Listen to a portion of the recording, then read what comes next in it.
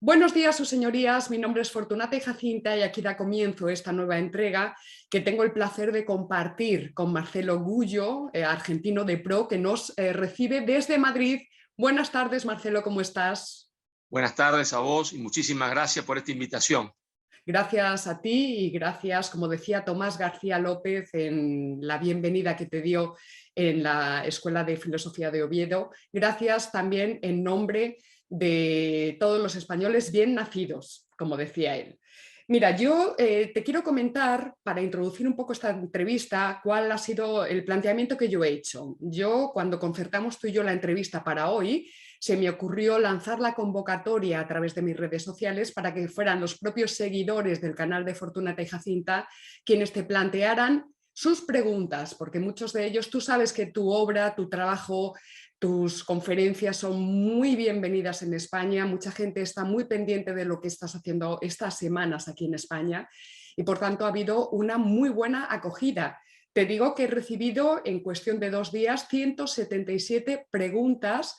Lógicamente no voy a poder plantearlas todas, ayer tuve que hacer una criba y he conseguido compilar 27, Marcelo.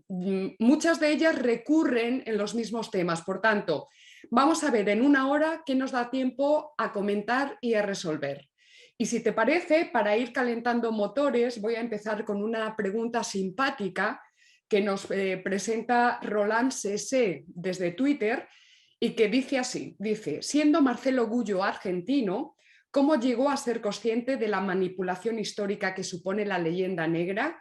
¿Fue algún acontecimiento en concreto o una concatenación de estos? Es decir, está apelando a tu memoria biográfica. Si nos puedes contar algo, ¿en qué momento descubres que existe esta ideología negro legendaria? Cuéntanos. Bueno, se refiere, claro, también a mi propia biografía.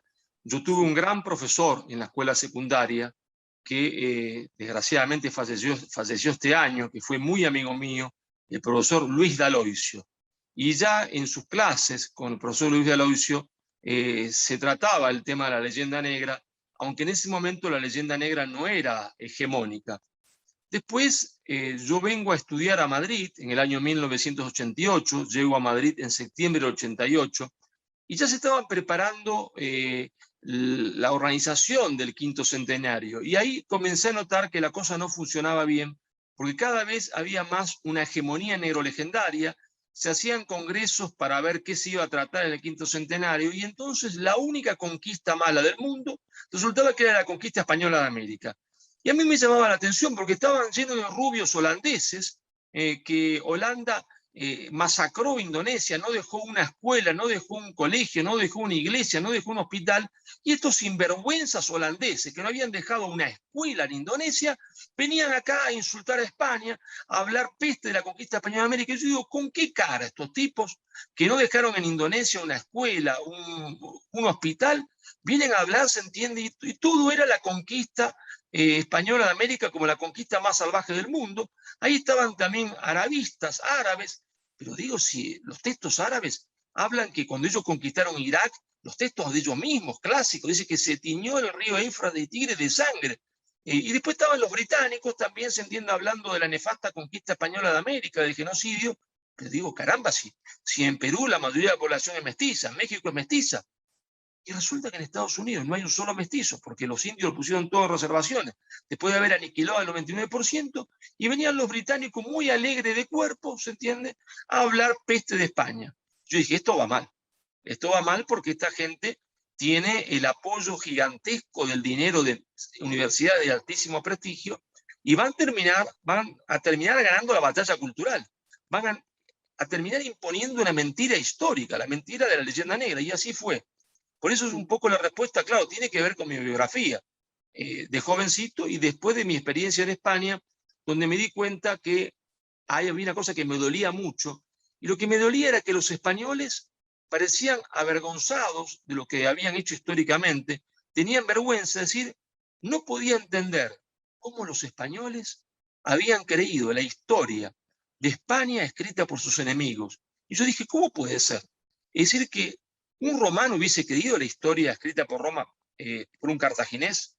¿Un francés hubiese creído la historia de Francia escrita en 1918 por un alemán? No. Entonces, ¿por qué esta gente cree la historia de España escrita por sus enemigos? Y bueno, eso es un poco en resumen lo que aconteció, ¿no? Muy bien, Marcelo. Mira, me he acordado de un aviso, una advertencia que te tengo que hacer a ti en particular, a los seguidores del canal por otro lado, y es que tengo algún problema técnico porque en algunos momentos se me va a robotizar la voz.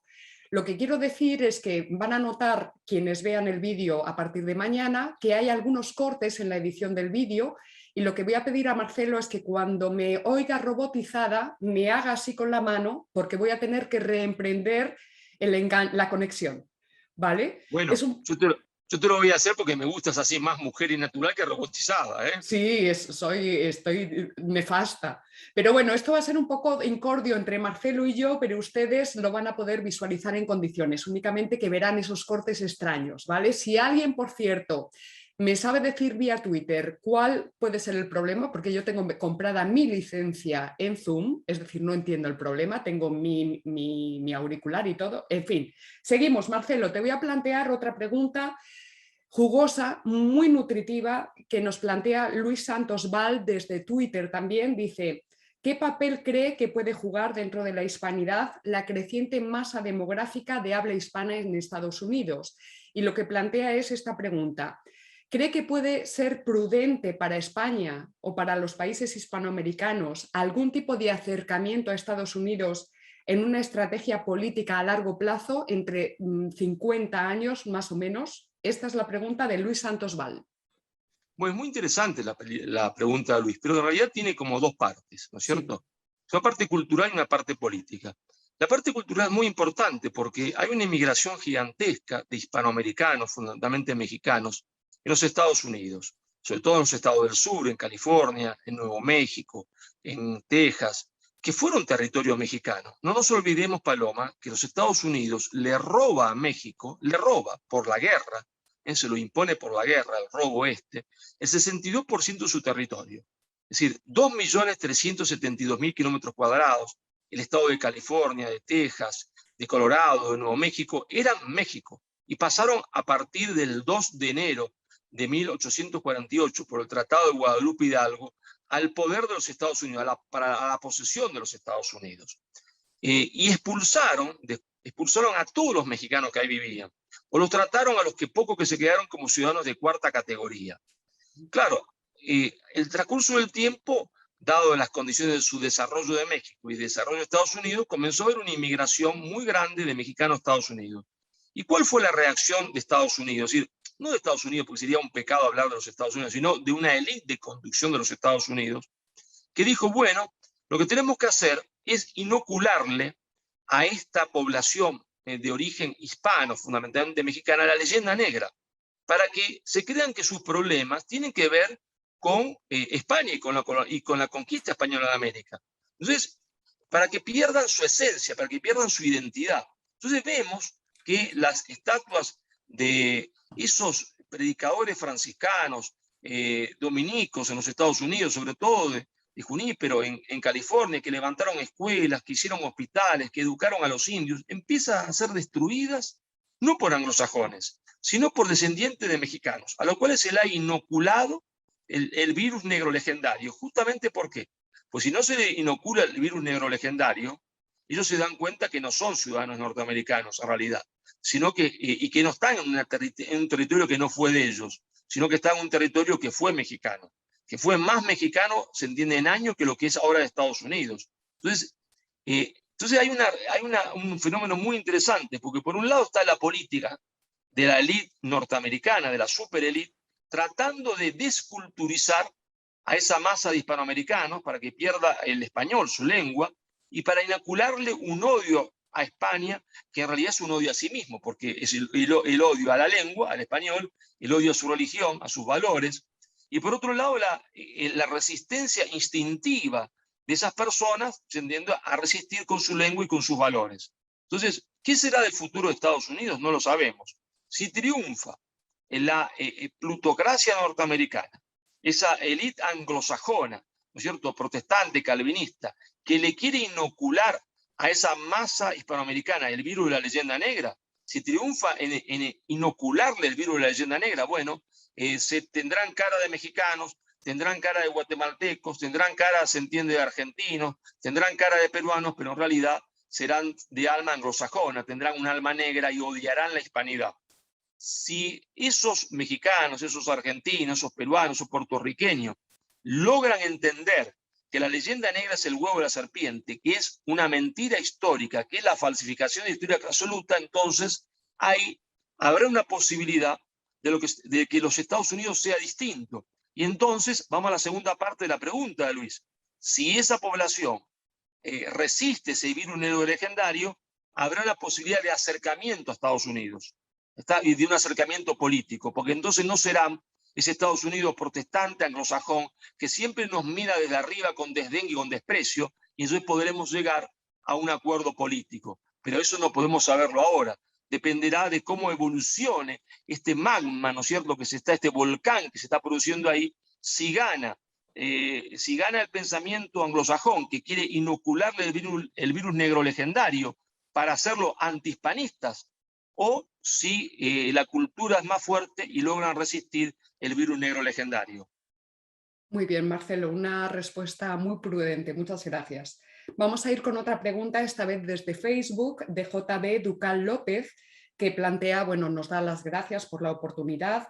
Me gustaría saber si hay datos, y si no los hubiera, cuál sería su percepción a pie de calle, sobre si en la Hispanoamérica actual existe más proporción de negrolegendarios entre los protestantes, ya sean evangélicos o de otra confesión, o entre los católicos. Y dice, muchas gracias al señor Gullo, y aclara, perdón, no me refiero a la tendencia en el ámbito académico, sino entre la población en general. Bueno, hoy hay una ola negrolegendaria general, que nace en las universidades y en los medios de comunicación.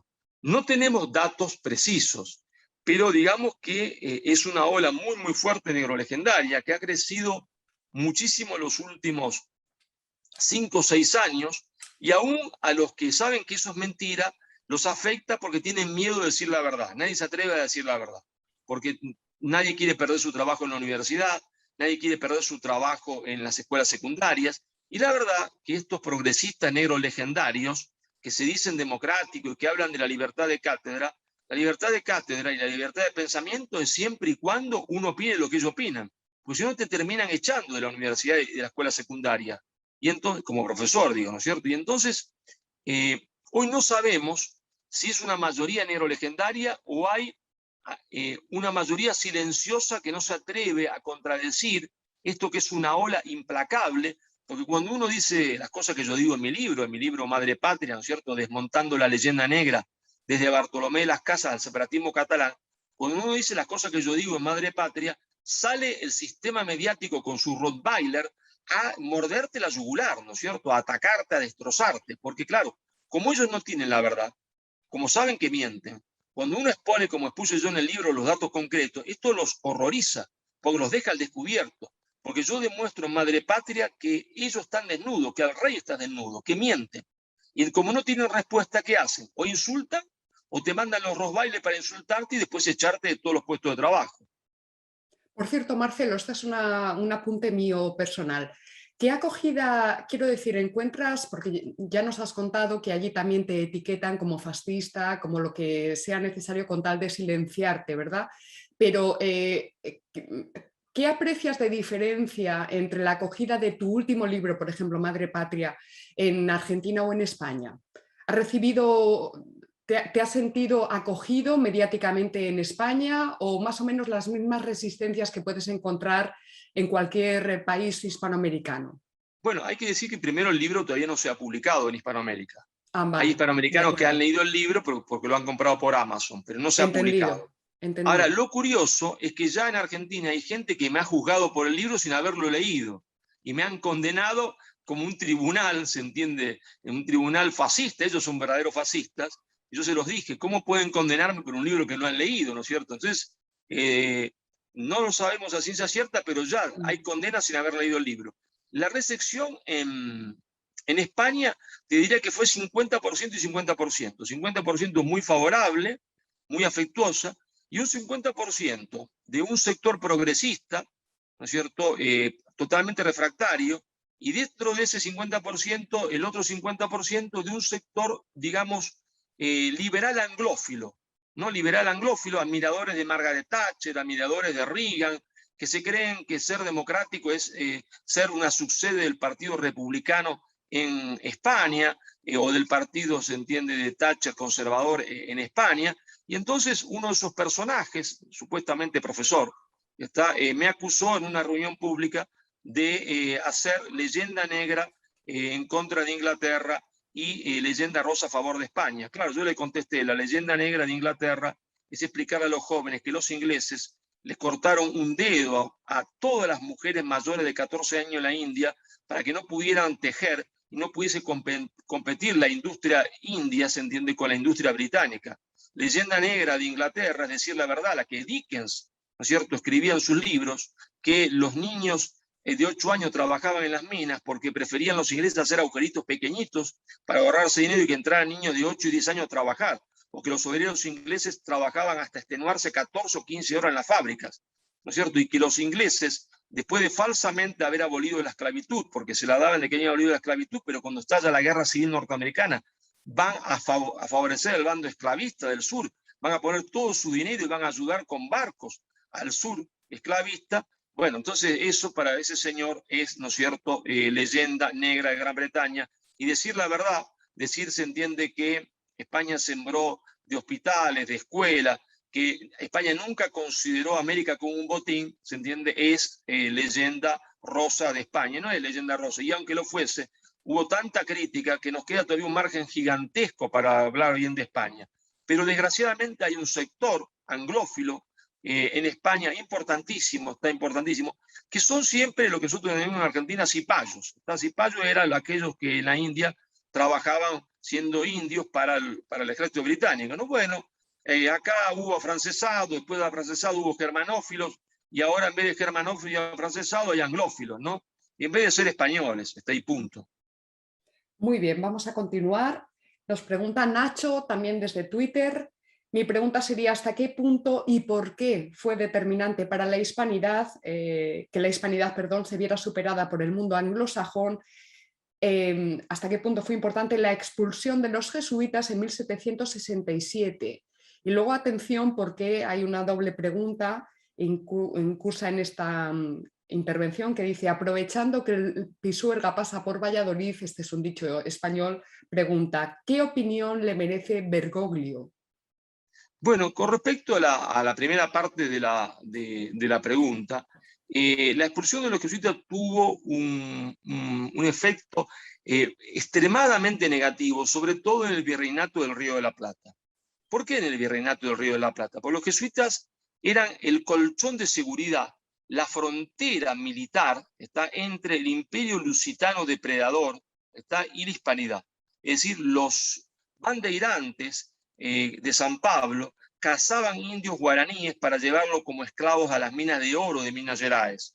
Los jesuitas detienen eso porque organizan a la población guaraní, el rey le da permiso para portar armas, para fabricar armas y para hacer un ejército guaraní. Entonces ese ejército guaraní derrota a los bandeirantes, y hace un colchón de seguridad, que impide que los bandeirantes avancen sobre la población hispana y aborigen y las destroce y los capturen como esclavos. Pero por otra parte, los jesuitas crean un gigantesco colchón también económico, de gigantesca riqueza que se incorpora al virreinato del Río de la Plata, producen ahí animales, vacas, yerba mate que se exporta hasta la actual Colombia. Y entonces la expulsión deja desguarnecido al Río de la Plata militarmente, porque ese colchón de seguridad desaparece. Lo deja desguarnecido también económicamente, debilitado económicamente, desguarnecido militarmente, debilitado económicamente, pero por otra parte lo deja totalmente debilitado culturalmente, porque toda la educación estaba en manos de los jesuitas. Imagínate, Paloma, que de repente uno expulsase a todos los maestros, profesores de escuela primaria, secundaria, universidad de España. ¿Y qué pasaría el otro día con el sistema educativo? No podría recuperarse, tardaría años o décadas en recuperarse, porque no hay nadie que enseñe. Bueno, la expulsión de los jesuitas significó eso, dejar en el desamparo militar, en el desamparo económico y en el desamparo, se entiende, militar, económico y cultural, a todo el virreinato del Río de la Plata. Y es una de las causas por las cuales los jesuitas le juraron un odio a muerte a los Borbones, y ellos fueron uno de los promotores, ¿entiende?, del tema de la independencia. Los jesuitas son capturados toda una noche, llevados en barcos, los llevan como ratas a Roma, no los dejan trabajar, los hacen mendigar porque le prohíben ejercer tipo de oficio. Entonces el odio de los jesuitas fue gigantesco, gigantesco. Aún así, uno de los más importantes, que fue Guzmán y Vizcardo, jesuita arequipeño, peruano, fíjate vos, hace el primer llamado a la independencia. Pero ¿cómo titula ese llamado? Carta a los españoles americanos, porque todos se consideraban españoles. Españoles, ¿no es cierto?, europeos y españoles americanos. Y el más grande triunfo de la leyenda negra es justamente ese, que nosotros, los argentinos, los colombianos, los venezolanos, los uruguayos, nos olvidemos que somos, ¿no es cierto?, españoles, y que los españoles se olviden que los puertorriqueños, los dominicanos, los cubanos, los argentinos, los americanos son españoles. Ese ha sido el más grande triunfo de la leyenda negra. Y si nosotros no solucionamos eso, no solucionamos nada. Y tiene también que ver con esto que preguntábamos, ¿no es cierto?, de la expulsión fundamental de los jesuitas. Vale, muy bien. Mira, aquí tenemos una pregunta muy interesante, sobre todo porque es un tema que te compete directamente y sobre el que puedes arrojarnos luz porque es muy desconocido en España. Junajo desde Twitter. ¿Supone a su parecer la libre navegación de los ríos de la Argentina un problema para la soberanía nacional? ¿Sabría explicarnos, por favor, el origen y las implicaciones político-económicas de la permisión de esta práctica? Bueno, para que el común de nuestros oyentes lo sepa, la libre navegación de los ríos en Argentina quiere decir que cualquiera puede agarrar y penetrar por los ríos argentinos. Pero para que vos te des una idea, Paloma, un río en Argentina, como lo digo con todo cariño, no es el Guadalquivir. Sí. Sí, el río de la Plata, en Argentina, en su desembocadura, tiene 200 kilómetros de ancho. Por eso Solís, cuando lo conoció, Solís llegó ahí y se puso como loco porque no veía las orillas. Entonces bebe el agua Solís y dice, esto es agua dulce, pero no puede ser un río porque tiene 200 kilómetros de ancho, esto es un mar dulce. Y si uno remonta al río de la Plata, se encuentra con el río Paraná, a 350 kilómetros de Buenos Aires, está mi ciudad de Rosario, y ahí el río, incluidas las islas, tiene 60 kilómetros de ancho. 60 kilómetros de ancho. Pero los mismos barcos que navegan el Atlántico penetran por el río Paraná hasta mi ciudad, que está a 400 o 500 kilómetros del mar. Es decir, tierra adentro. Está un transatlántico entrando. Se dice como si vos imaginate que vieras ahora por el Manzanares, un transatlántico navegando por el Manzanares de 500 metros de largo, ¿te das cuenta? Si no lo podrías creer. Bueno, eso es el río Paraná, ¿está? Y eso es el río Uruguay en Argentina, más el Paraná. Los ingleses siempre habían querido la libre navegación de los ríos en todas partes del mundo, pero sobre todo en Argentina. ¿Por qué? Porque ellos querían entrar con sus mercaderías, no solo para vender, sino para favorecer la discordia, para que la Argentina se partiese en varios pedazos. Hubo un gran patriota, que fue Juan Manuel de Rosas, que le dijo, señores, ustedes no van a pasar. No van a pasar porque si yo intento navegar el Támesis, ustedes me llenan a cañonazos. Y si alguien intenta navegar el Mississippi, y no es norteamericano, los norteamericanos lo llenan a cañonazos. ¿Está? ¿Y por qué entonces ustedes tienen que pasar acá sin permiso nuestro porque se les da la gana? ¿Ah? Entonces, la libre navegación era una política imperialista de Gran Bretaña que trató de evitarla. Don Juan Manuel de Rosas, hubo una batalla muy importante, se llamó la Vuelta Obligado, donde los ingleses los ingleses y los franceses, fue una intervención anglo-francesa. La Argentina se enfrentó a esa intervención anglo-francesa, que era como enfrentarse hoy, digamos, a China y Estados Unidos juntos, o en la Guerra Fría, a Rusia, a la Unión Soviética y a Estados Unidos juntos. Se pierde la batalla obligado, pero se van a ganar todas las otras batallas sobre el río. Y finalmente los ingleses se retiran aceptando que no tienen derecho a la libre navegación. Desgraciadamente, como pasa en la política muy a menudo, hubo discordias internas dentro de Argentina. Juan Manuel de Rosas es derrocado por un traidor, que fue justo José de Urquiza, y lo primero que hace ese traidor cuando lo echa a Rosas es reunirse con el embajador británico en San Benito de Palermo y garantizarle que a partir del otro día había libre navegación de los ríos. Así que la libre navegación de los ríos es una política británica de disgregación territorial. Y la prueba está que si yo entro al Támesis me meten 50 cañonazos, ¿no? Y al Mississippi también, y al Missouri también. Vamos con otra pregunta. Setonio, desde Twitter. ¿Se dio en España una insubordinación fundante entre los años 50 y 60 del pasado siglo, o sea, 1950-1960, y se abortó el proceso durante la transición? Esta es la pregunta. Bueno, esa es justamente la pregunta que yo me estoy haciendo. Justamente hay que confesar cuando uno no sabe. Yo no sé todos los temas. Y entonces, realmente es la pregunta que yo me estoy haciendo. Justamente acabo de almorzar con un profesor que me ha regalado material para poder estudiar ese tema, porque es un tema que yo no lo tengo estudiado, que lo quiero escribir en un próximo libro. Y justamente me voy a llevar la mayor cantidad de material posible para saber si puedo catalogar a ese periodo como un periodo de subordinación fundante. Y te puedo asegurar que si considero que sí, no me va a temblar la mano en escribir que lo fue. Y si no, escribiré que no. Pero sinceramente, justamente vengo de un almuerzo, corriendo de ese almuerzo, cerca de la ciudad universitaria, porque este profesor me dio una serie de libros y venía con esos libros en un taxi para poder reunirme en una oficina para charlar contigo, porque es un tema que quiero averiguarlo, quiero estudiarlo, me apasiona, pero no te puedo decir más que eso porque sería mentir, sería hablar por hablar. Y a mí no me gusta hablar si no sé, si no estudié. Bueno, pues entonces quedamos pendientes del resultado de esas investigaciones. Vamos a ver otra pregunta. El Conde de Tilly, desde Patreon. Patreon, voy a recordar, es la plataforma a través de la cual los pequeños mecenas pues financian el canal de Fortunata y Jacinta con pequeñas aportaciones, así que muchas gracias a todos los pequeños mecenas del canal. Dice el Conde de Tilly: un saludo, Fortunata, ahí va mi pregunta. ¿Ve don Marcelo alguna posibilidad de que la hispanosfera conforme en algún momento un estado de civilización? ¿O bien caminamos irremisiblemente a convertirnos, cada país hispano por separado, en segmentos anónimos del mercado mundial? Muchas gracias y felicidades por el trabajo al señor Marcelo. Una pregunta interesantísima. Yo creo que está en nuestras manos. Si nosotros tenemos que concebirnos no como sujetos pasivos de la historia, sino como sujetos activos de la historia. Si nosotros sabemos que la historia es la política que fue, y la política es historia en construcción, entonces nosotros nos convertimos en sujetos activos de la historia. Es decir, somos jugadores de fútbol que salimos a ganar el partido. La verdad, Paloma, es que nosotros el partido lo estamos perdiendo 4-0. Y ya estamos en el primer tiempo. De seguir así, vamos a hacer segmentos anónimos del mercado mundial sin ninguna importancia y cada vez más desacreditados. Pero nosotros tenemos que concebirnos como jugadores de fútbol. Permíteme que haga esta metáfora futbolística, dado que soy argentino y nos gusta mucho el fútbol, y dado que también procedo de la ciudad de Messi, ¿no? Soy rosarino. Y entonces, tenemos que entrar al segundo tiempo. Sabemos que estamos perdiendo 4-0. ¿Y qué tenemos que hacer? ¿Llorar? No, salir a ganar el partido. Y se puede ganar. Es decir, tenemos todas las condiciones para ganarlo, a condición de que nosotros no nos desesperemos, de que manejemos la pelota tranquilo, con mucha fe y entusiasmo, y podemos ganar. Pero está en nuestras manos, en nuestras piernas, si querés, en nuestros pies. Mira, al hilo de esto que comentas, Proléptico desde Twitter nos pregunta: uno no se insubordina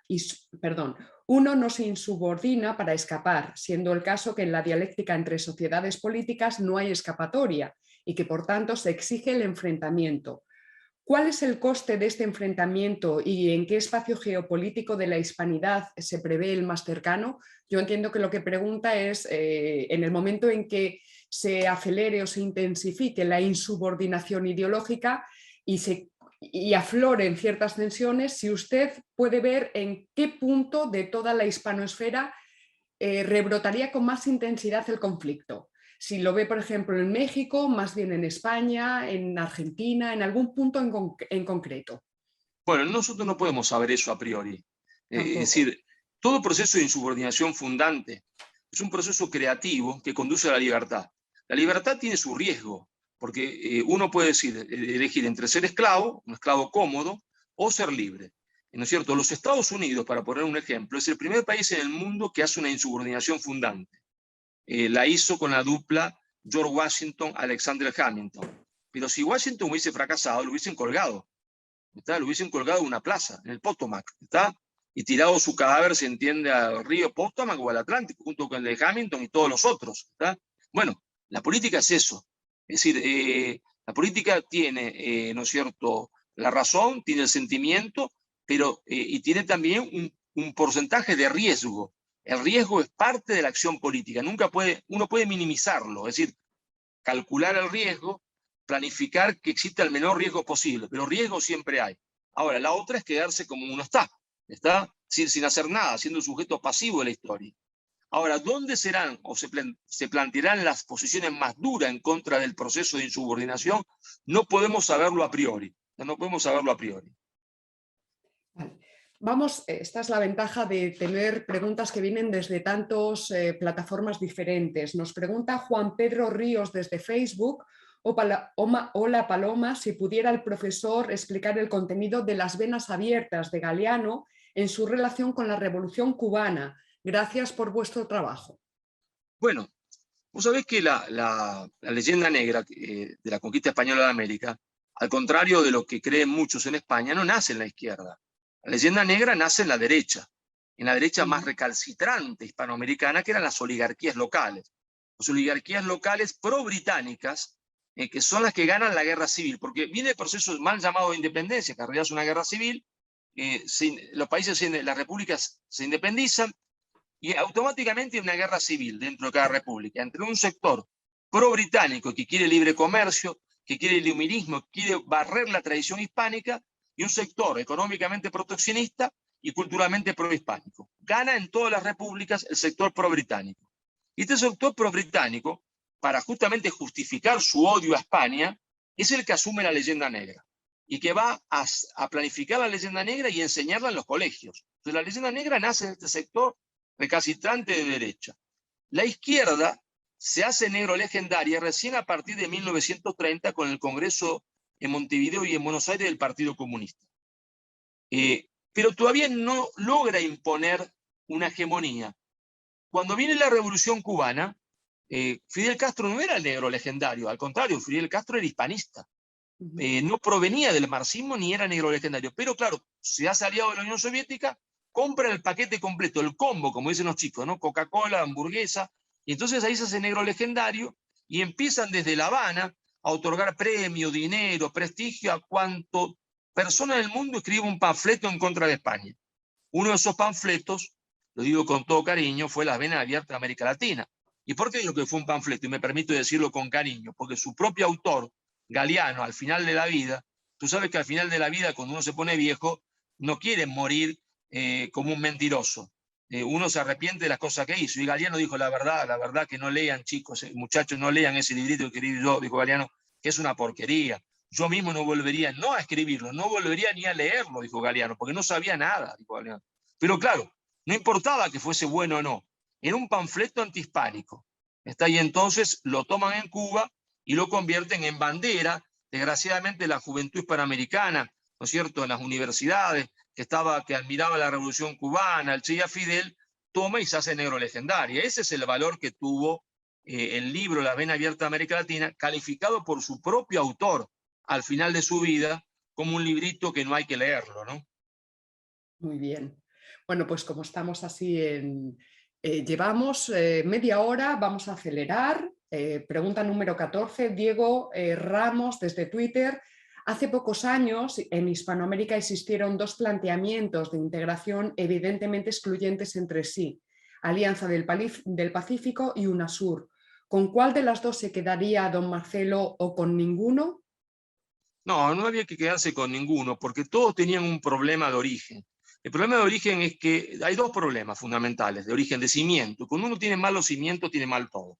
El primero es el problema de cimiento, no entender que la integración primero es una integración cultural y que no hay integración sin desterrar la leyenda negra, ¿está? Porque en realidad nosotros somos hispanoamericanos porque pertenecemos a la hispanidad. Y la hispanidad puede decirse que nace, se entiende, en los Pirineos y termina en Acapulco y empieza en el Río Grande y termina en la Tierra del Fuego. Es decir, puede decirse, como decía Vicente Sierra, el argentino historiador Vicente Sierra, que América comienza en los Pirineos y España en Acapulco y en Río Grande y termina en Tierra de Fuego. Entonces ahí había un problema cultural de base. Y después había un problema económico. El problema económico que en ambos proyectos, en unos más, en otros menos, no terminaban de romper con la idea del libre comercio. O sea, creen que integración es juntar países como en un saco y que todo se liberalice. Y no es así. Los procesos de integración que han sido exitosos, como lo fue el de la Unión Europea solo al principio, porque ya no lo es más, se basan en una integración igualitaria basada en una planificación industrial conjunta. Es decir, hay que decidir cuánto acero produce cada país, cuánto petróleo cuánto petroquímica le toca a cada uno, porque si no el más fuerte se queda con toda la industria y los demás se quedan sin nada. Y hay centros y periferias dentro del proceso de integración. Entonces, el proceso de UNASUR era un proceso que no iba a caminar como no caminó el Mercosur. ¿Por qué? Porque tiene el virus del libre comercio adentro de sí mismo. Y se creía que hacer la integración entre Argentina, Brasil y Uruguay, que eso era el Mercosur, era hacer libre comercio. ¿Y hacer libre comercio qué significaba? Que toda la industria se vaya al Brasil y Argentina se quede sin nada. No. Hacer integración era decir, señores, mire, vamos a hacer una cosa. Argentina tiene petróleo, que se encarga de la industria petroquímica. Y Brasil tiene hierro, que se encarga del acero. El Paraguay tiene una gran cantidad de electricidad. Pongamos ahí las fábricas de aluminio, que requieren gran electricidad. Y así. Es decir, entonces el negocio es bueno para todos. Porque cuando hay libre comercio entre estados desiguales, el negocio no es bueno para todos. Entonces, los dos procesos, ¿no es cierto? Uno y otro más carecían del mismo problema, porque la Alianza del Pacífico era ultra librecambista. Y creían que podían hacerse millonarios comerciando con China. Y comerciando con China nadie se hace multimillonario, porque China compra materias primas, no las quiere que uno trabaje en nada, no permite ni que uno le agregue el más mínimo valor agregado. Y cuando uno llega al grado de población que tiene el Perú, 40 millones, o Argentina 40 millones, no alcanza con producir materias primas, tiene que trabajarlas, tiene que industrializarlas. Y los chinos no quieren eso. Los chinos quieren ser la Inglaterra del siglo XXI, ser una gran fábrica del mundo y que todos los demás sean solo sus proveedores de materias primas. Entonces tampoco funcionaba eso. Entonces ninguno de los dos procesos era clavado que los dos iban a fracasar. Muy interesante, muy alumbrador. Cambiamos de tercio. González Rodríguez García desde Facebook. Estimada, si es posible que desarrolle, por favor, don Marcelo, su idea de la hispanidad como estilo de vida. Y pone entre paréntesis, entre comillas, perdón, la hispanidad es saber vivir practicando el bien y si no se puede es saber morir con dignidad. Un cordial saludo desde Toledo. Bueno, una pregunta interesantísima, ¿no?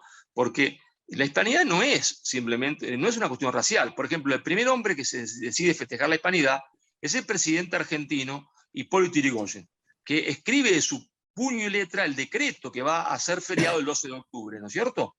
Pero él le puso el Día de la Raza porque en ese momento ellos tenían a raza como sinónimo de cultura. Pero la hispanidad no es ni el color de la piel, ¿está? No es el color de la piel. No importa que uno sea negro, otro indio, otro mestizo, no importa nada de eso. La hispanidad es justamente ¿qué cosa? Lo que nuestro hombre que pregunta dice, es un estilo de vida que depende de los valores que nosotros tenemos, de nuestros propios valores, que nos enseña a saber vivir practicando el bien. Es decir, que para nosotros, ¿no es cierto? Es bueno lo que es bello, es bueno lo que es verdad, es bueno lo que hace al hombre más hombre, no lo que me es útil. En cambio, en el mundo anglosajón, influenciado por el calvinismo, es bueno lo que es útil. Si yo soy amigo de Paloma, en tanto y en cuanto pienso que esa amistad me puede dar algún provecho.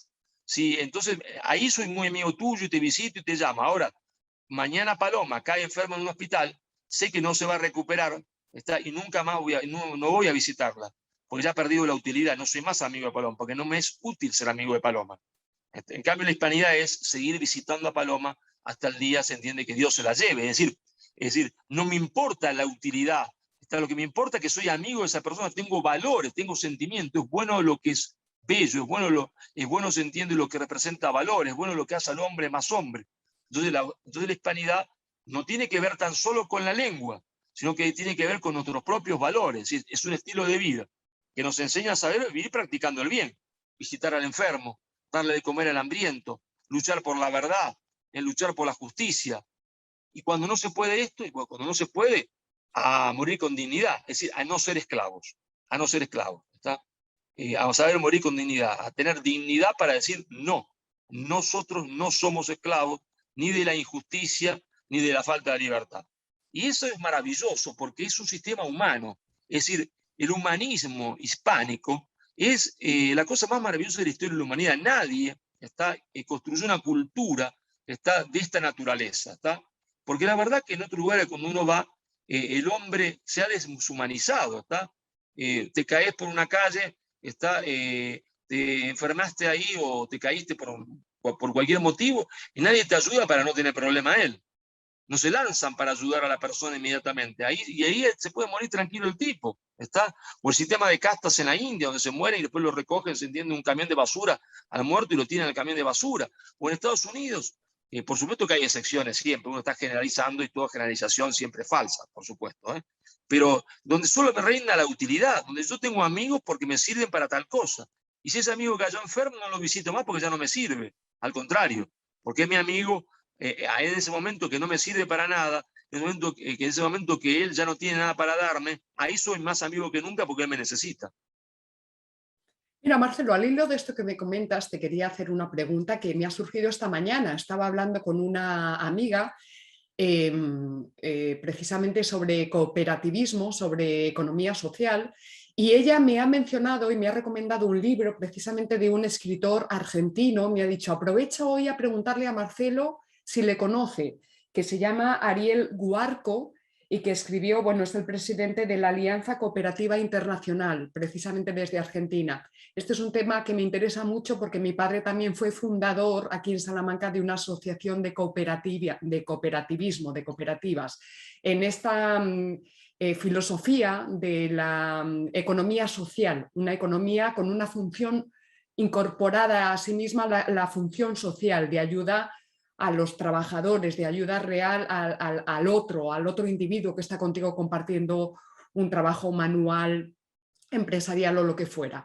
¿Conoces a Ariel Guarco? ¿Nos puedes decir algo o no? No, yo no lo conozco, pero comparto todo lo que vos acabas de decir, ¿está? Es decir, lo que hay que hacer es humanizar esa economía, ¿está? Porque Exacto, la economía tiene que estar al servicio del hombre, no el hombre al servicio de la exacto. economía. Vale, pues vamos a aprovechar entonces para recomendar la lectura de otro argentino de pro. Yo tendré su libro en las manos en unos días, que es Ariel Guarco. Bien, seguimos, Marcelo, si te parece. Esta es una pregunta que a mí me ha llamado la atención porque no conozco a ninguno de los personajes. Nos escribe alguien que se hace llamar Friki de la Historia en Twitter. Dice, ¿por qué Juan Manuel se exilió en Inglaterra si no sabía inglés y fue un país al que combatió, pudiendo exiliarse a otro país de América? ¿Quién es Juan Manuel? Bueno, Juan ¿Sabes a Manuel quién? se refiere a Juan Manuel de Rosas, Ah, que bien, fue de acuerdo. gobernador de la provincia de Buenos Aires y que por un golpe de Estado realizado por Justo José de Urquiza, que era gobernador de la provincia de Entre Ríos, termina abruptamente su gobierno el 3 de febrero de 1852, ¿no es cierto? Eh, claro, ahí hay mucho para estudiar, mucho para estudiar. La gente no sabe, ¿no es cierto?, que uno no se podía tomar, no iba a Ezeiza para tomarse el avión e ir donde uno quisiese. Los únicos barcos que había en Buenos Aires eran barcos ingleses. Y en realidad hay ya muchos historiadores, muchos amigos míos que están escribiendo y han ya visitado archivos en España, archivos en el Vaticano. Rosas no va voluntariamente o no va totalmente voluntariamente a Inglaterra, sino que va porque hay un acuerdo político. Es decir, el sector que había derrocado a Rosas era un sector federal que se había aliado a los enemigos de Argentina, que era el imperialismo británico, que en Argentina estaba representado por el sector unitario. Y entonces estaban dispuestos a hacer un genocidio de la población gaucha argentina federal. Entonces ahí Rosas le va a negociar, hay una reunión, según algunos amigos que están estudiando esto, pero no quiero adelantarlo mucho, porque son trabajos que están haciendo de archivo ahora. Hay una reunión que tiene lugar en el Vaticano, porque Rosas conocía al Papa cuando había sido eh,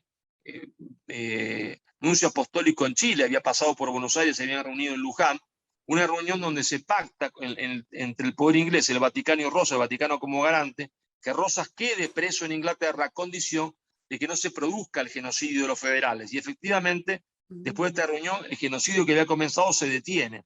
Entonces, esta es la hipótesis más probable, que Rosas mismo se haya entregado a los ingleses como prenda para que no se produzca ese genocidio. Lamentablemente después, como siempre suele pasar, las palabras no fueron respetadas y después, 10 años después, en la batalla de Pavón, el general Mitre mata 60.000 federales, que sería el equivalente a asesinar hoy a 2 millones de personas y cometió un verdadero genocidio, ¿no? Pero eso sería la razón de por qué, ¿no es cierto?, Rosas va a Inglaterra. Pero es un tema muy específicamente de la Argentina. No sé si se aburrirán Sí, mucho los oyentes españoles. bueno, es posible que sea argentino esta persona porque ahora, mira, la segunda parte de su pregunta es la siguiente. ¿Qué nos puede contar don Marcelo, acerca de Manuela Pedraza, que fue una mujer que combatió a los ingleses en la defensa de Buenos Aires. Lo que quería preguntarle sobre esta heroína es qué participación tuvo durante la Guerra de Independencia de Hispanoamérica, en su caso las provincias del Río de la Plata. Muchísimas gracias. Bueno, yo ahí no puedo opinar porque no soy un especialista en el tema. El Vale. papel de las mujeres en la defensa de Buenos Aires fue gigantesco.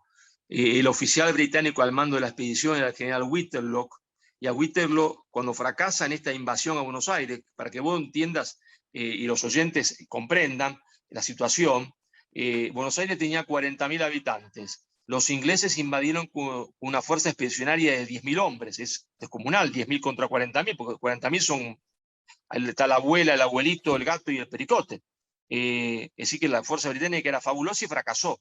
Y entonces a Whitterlock le hicieron un juicio en Londres. Y Whitterlock dijo, nunca había visto mujeres que combatieran como las mujeres argentinas, dice, porque se lanzaban sobre nuestros hombres y le arrancaban los ojos y combatían con una ferocidad esas mujeres que yo nunca he visto. Pero sobre el personaje que pregunta de forma específica, yo no lo puedo responder porque no me he especializado en el tema. Vale, bueno, pues abrimos una ventana más para la curiosidad de quienes nos escuchen. Repetimos el nombre, Manuela Pedraza. Yo tampoco había oído hablar de ella. Continuamos con otra pregunta recurrente también en este listado de 177 preguntas. Han preguntado en repetidas ocasiones, ¿en qué grado cree usted que las logias masónicas francesas e inglesas fueron responsables de las llamadas independencias americanas? Este es un tema recurrente, viene una y otra vez constantemente. Sí, y hace bien que sea recurrente porque su rol fue protagónico. No fue la única cosa que explica el proceso que acontece a partir de 1810. El proceso a partir de 1810 tiene elementos estructurales y elementos coyunturales. Fortuitos, ¿se entiende? También. Es decir, el elemento estructural era que el sur de la América del Sur, valga la redundancia, el Río de la Plata, estaba muy dolido por la expulsión de los jesuitas. Entonces había toda una masa humana, ¿no es cierto?, que estaba muy dolida por esa expulsión, sobre todo los descendientes de guaraníes, todo lo que hoy es la Argentina, el virreinato del Río de la Plata. Es decir, los Borbones no logran cambiar la impronta que habían hecho los Austrias, que habían dicho, para empezar Isabel, que las Indias nunca fueran colonias, pero los Borbones tenían en la cabeza que América era una colonia, aunque no pudieron hacerlo, esta idea. Pero cambian la impronta. Entonces, ahí hay un problema estructural. Después viene el problema, ¿no es cierto?, de la invasión napoleónica de España y el gran error, ¿cierto?, de la Casa Real Española, de padre e hijo, de Fernando y de su padre Carlos, que cuando los ingleses le hacen la oferta de trasladarlos a América, como lo hicieron a la corte portuguesa para que reinase desde México, desde Lima, ellos dicen que no. Prefieren estar presos en Europa, presos entre comillas, porque no tuvieron nunca presos, eran presos de lujo, presos en Europa y no libres en América. Si Fernando VII se hubiese trasladado a México o se hubiese trasladado a Lima, como hizo la corte portuguesa, que nos sirve de ejemplo y de espejo, entonces es clarísimo, está clarísimo que Hispanoamérica no se hubiese partido en tantos pedacitos, está en tantos pedacitos, y es clarísimo que si hubiese habido independencia, hubiese habido una independencia como la que hizo Brasil, más o menos indolora, sin grandes traumas. Hubiese sido una separación, un divorcio entre una pareja que ha dejado de amarse, pero que no se odian, ¿está? Es decir, que se llevan bien, que siguen siendo amigos. ¿No? Yo me acuerdo cuando le preguntaba a mi gran maestro, el profesor Luis Yaguaribe, profesor, ¿qué siente el Brasil-Portugal? Y me decía él, un sincero agradecimiento, Marcelo, sentimos por Portugal. Y profesor, maestro, ¿qué siente Portugal por Brasil? Un profundo orgullo, porque claro, un gigante.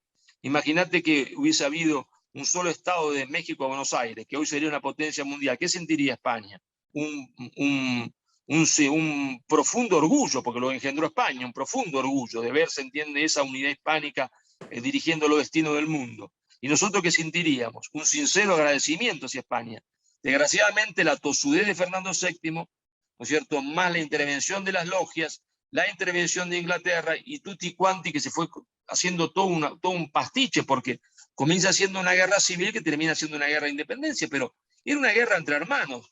A tal punto era una guerra entre hermanos que San Martín estaba en Lima y se carteaba con su hermano que estaba en el Ministerio de Guerra en Madrid. Fíjate que si era una guerra entre hermanos, que había un hermano en el Ministerio de Guerra en Madrid y otro hermano, se entiende, en Lima, combatiendo. Es decir, Y bueno, y ahí las logias tuvieron un papel fundamental, ¿no es cierto? Se reúnen San Martín y Bolívar en Guayaquil, no sabemos lo que se dijo, pero alguno que ha hecho una reconstrucción, aunque esa reconstrucción no sabemos si es 100% cierto o no, dice algo que puede haber sido así, cuando le pregunta Simón, ¿no es cierto?, a José, José, ¿y entonces para quién trabajamos? Y José San Martín dice, Simón, Simón, hemos trabajado para los ingleses. Y ambos se dan cuenta de esto porque van a tratar de hacer una reconciliación. Y San Martín le dice al rey de España, mire, terminemos con esto. Hagamos una gran confederación de repúblicas y reinos con una capital que esté en Madrid, sea usted rey, y hacemos una especie de Commonwealth, le ponemos tarifa aduanera común y defensa común, y se acabó, y, y terminemos con esto. Pero la tosudez de Fernando VII no tenía límite. Primero, no quiso venir a gobernar de acá. Si hubiese gobernado, hubiese salvado la unidad. Y segundo, cuando se le propone esto, también lo niega. Y entonces, bueno, esa serie de errores, de acontecimientos, más la mano negra de Gran Bretaña a través de las logias, que no puede esto decirse otra cosa que no fuese así. La mano negra de Gran Bretaña a través de la historia llevó a la situación de ruptura. Scalabrini Ortiz, en un famoso libro que se llama Política Británica en el Río de la Plata, Scalabrini Ortiz decía, no sé, la diplomacia inglesa es el resorte oculto de la historia. Nada puede explicarse si no tenemos en cuenta la diplomacia inglesa. Bueno, Marcelo, vamos a ir terminando. ¿A qué te parece mentira que haya transcurrido ya una hora? Más o menos, pues yo muy a gusto contigo. Es casi impensable. Voy a dejar muchísimas cosas en el tintero. Afortunadamente, cuando vuelvas a Argentina, pues te vamos a poder seguir escuchando, leyendo.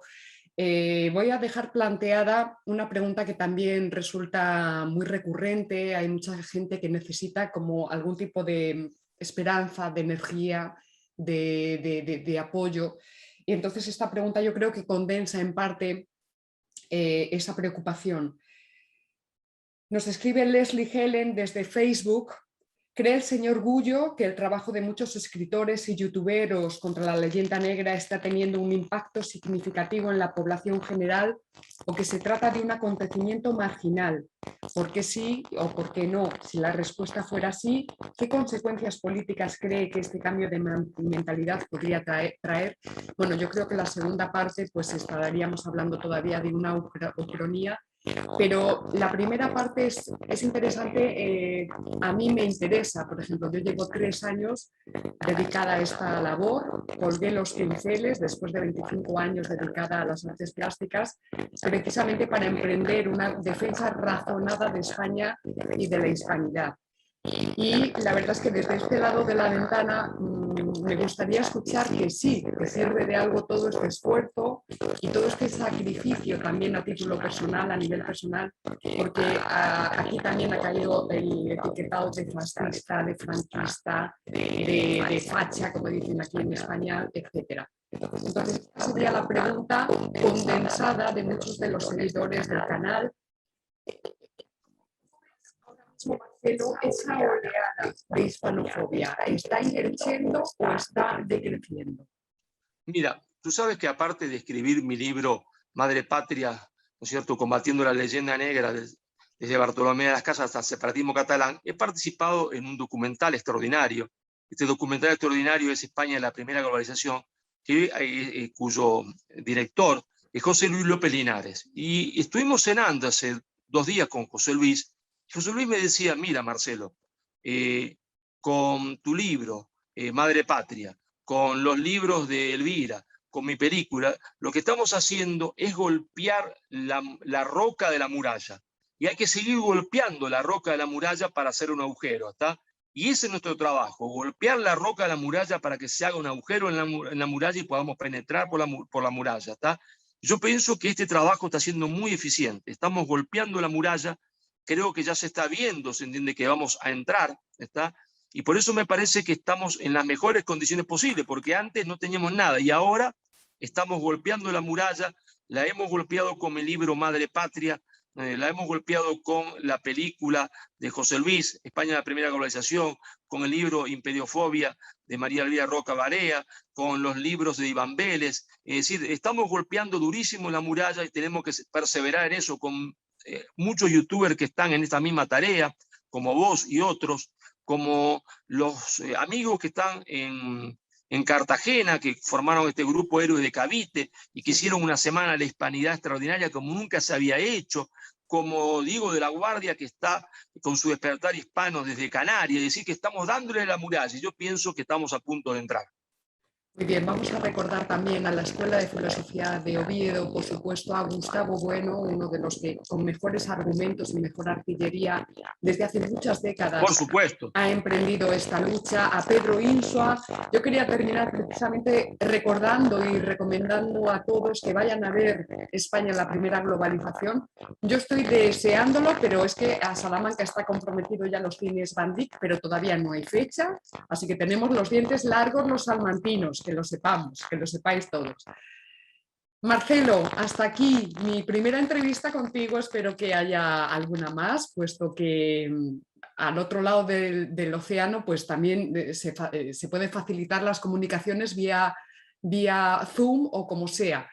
Muchísimas gracias, Marcelo, por estar aquí, muchísimas gracias en nombre de muchos españoles de bien, incluso aunque se enfaden en nombre de los separatistas, que también son españoles, muchas gracias por tu trabajo, por tu esfuerzo y por tu sacrificio, Marcelo. Seguiremos aquí pendientes de tus libros, de tus comunicaciones online y bueno, pues te despido al estilo de Fortunata y Jacinta, que utiliza siempre una frase de Sun Tzu que dice: si no conoces al enemigo ni a ti mismo, perderás cada batalla. Hasta luego, Marcelo.